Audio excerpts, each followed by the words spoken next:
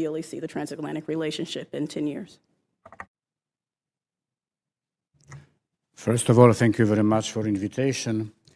I was a student in 1975 where the Helsinki conference was established. And after that, it was some kind of opening in some countries. In 76, in my country, the Committee for Defending Workers was established. And as a student, I was involved in dissemination and propagation the first underground newspapers, because it was the beginning of our fight for freedom. So from that time to today, when the Helsinki Committee in Warsaw, in Poland, is very active defending democracy and freedom, I see the Helsinki idea and the Helsinki Committee as one of the important movement defending democracy all over the world. And of course, we need transatlantic relations if we want to have and to develop the opportunity to defend the liberal democracy, I hope, which is the core of the Western values, and I think also for the transatlantic values. So this is one key point. Secondly, I think that this is a chance for establishing the future transatlantic competitive advantages, especially in the digital field, and we need to work on it. And also this is a possibility, transatlantic relations, to create the positive reference points for the global development in many areas. Global development means economic development, but also ensuring that the democracy is functioning. It's one of the key issues.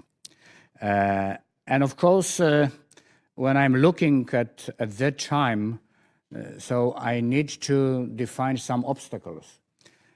It is difficult to develop future-oriented cooperation when we are starting the trade war as it was in the 19th century, not 20th, 19th century. It is difficult to develop policy, to develop privacy protection and create the good global reference point for privacy protection when we are starting to consider how many threats and concerns the Cloud Act passed in the US is bringing. It is difficult to take the common responsibility for the global development when the US authorities decided to withdraw the signature from the Paris Agreement, so it means that there is no possibility to cooperate for saving the globe against the environmental collapse.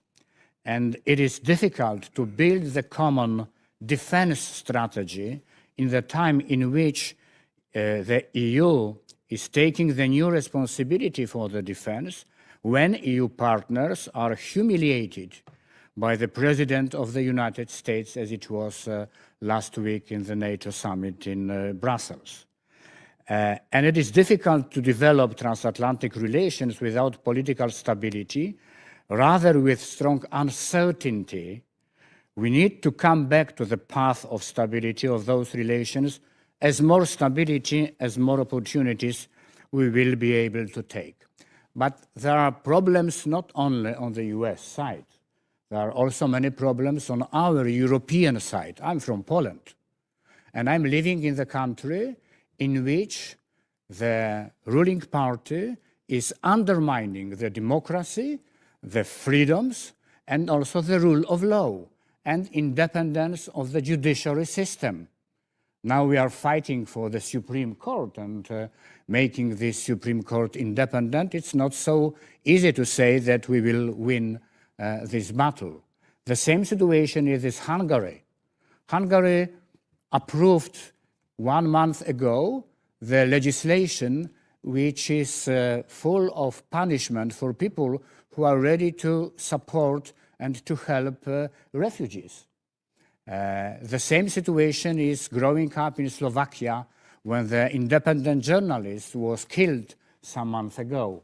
The same situation is growing up in Czech Republic and in Romania, in some countries, also in Italy.